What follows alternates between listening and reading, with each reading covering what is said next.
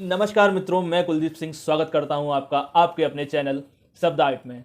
शब्द आर्ट इस चैनल के माध्यम से हम आप लोगों के साथ साझा करते हैं पोइट्स ऑफ इंडिया, भारत के कवियों के बारे में कुछ जानकारी और उनके कुछ रचनाओं के बारे में। जैसा कि पिछली वीडियो के माध्यम से हमने आप लोगों के साथ साझा किया था रचनाएं मीरा बाई जी की। आज हम इस वीडियो के माध्यम से बात करेंगे गोस्वामी तुलसीदास जी की। तो दोस्तों, गोस्वामी तुलसीदास किस प्रकार राम बोला से बने गोस्वामी तुलसीदास, इसके पीछे बहुत ही रोचक कहानी है। तो सबसे पहले आप लोगों को वह रोचक कहानी हम बताते हैं। तो मित्रों, ग्रंथ और पुरानी कहावतों के अनुसार गोस्वामी तुलसीदास जी के बारे में यह वर्णन मिलता है कि 15वीं शताब्दी में जब उनका जन्म हुआ तो जन्म लेते ही उन्होंने श्री राम का नाम लिया, जिस कारण से बचपन में उनका नाम राम बोला पड़ गया। अर्थात राम बोला कुछ समय बाद बड़े हुए और राम की भक्ति में लग गए। इसके चलते कुछ समय पश्चात इनका विवाह हुआ एक बहुत ही सुंदर कन्या जिनका नाम था रत्नावली। तुलसीदास जी की पत्नी रत्नावली बहुत ही सुंदर कन्या थी।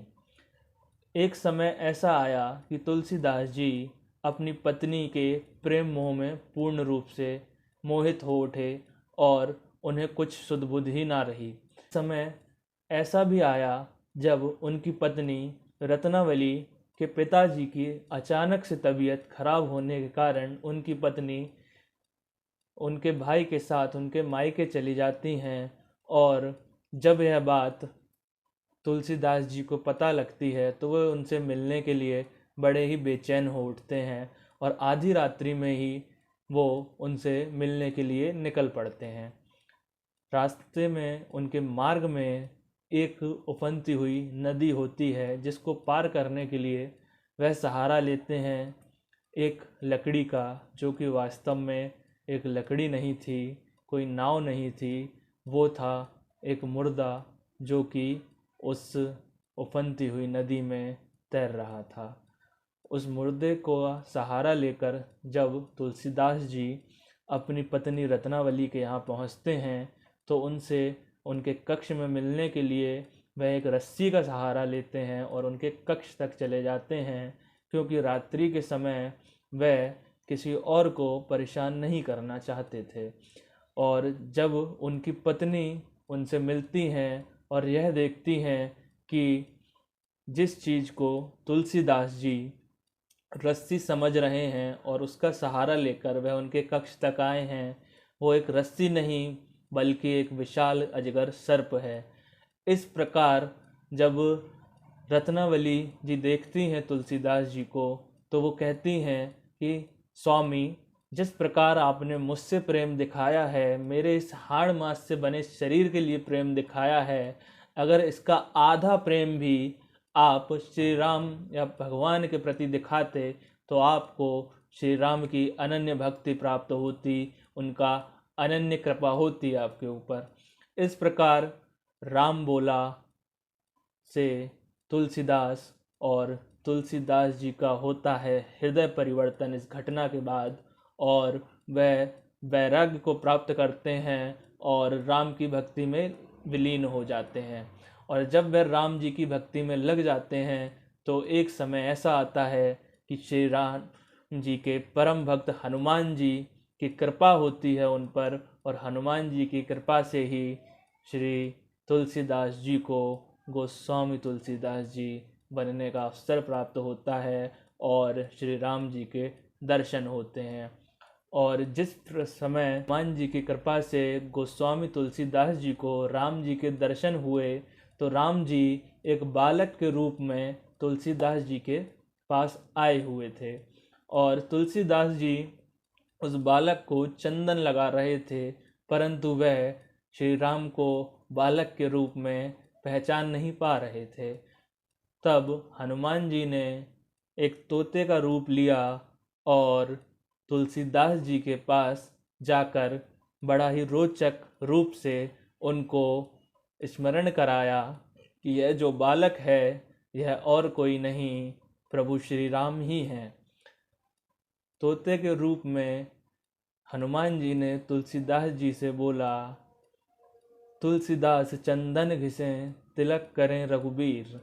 और इतना बोलते ही गोस्वामी तुलसीदास जी को देर न लगी कि जिस बालक को वह चंदन का तिलक लगा रहे हैं वह और कोई नहीं, उनके आराध्य प्रभु श्री राम हैं।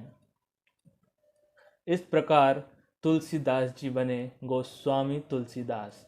इन्होंने भारत में 15वीं शताब्दी में बड़ी ही विविध और बहुत ही अच्छी रचनाएं भारत को दी, जिनमें से एक रचना इनके द्वारा संपूर्ण भारत में प्रचलित है, जिसका नाम है श्री रामचरितमानस, अर्थात हनुमान चालीसा, पार्वती मंगल, जानकी मंगल इत्यादि रचनाएं भी कवि तुलसीदास ने की।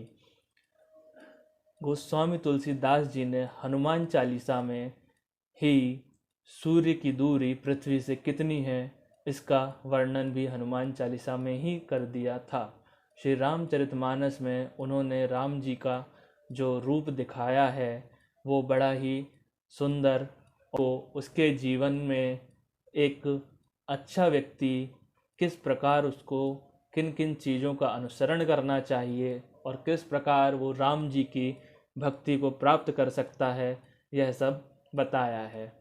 तुलसीदास जी ने लिखा है, चारों जुग प्रताप तुम्हारा है प्रसिद्ध जगत उजियारा, हनुमान जी के लिए, क्योंकि हनुमान जी ही कलयुग के देवता हैं।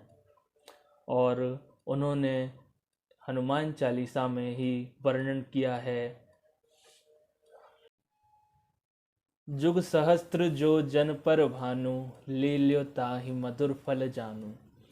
यह जो दोहा है यह 15वीं शताब्दी में तुलसीदास जी ने हनुमान चालीसा की रचना के वक्त लिख दिया था, जिसमें सूर्य की दूरी का वर्णन पृथ्वी से कितना है यह बताया गया है।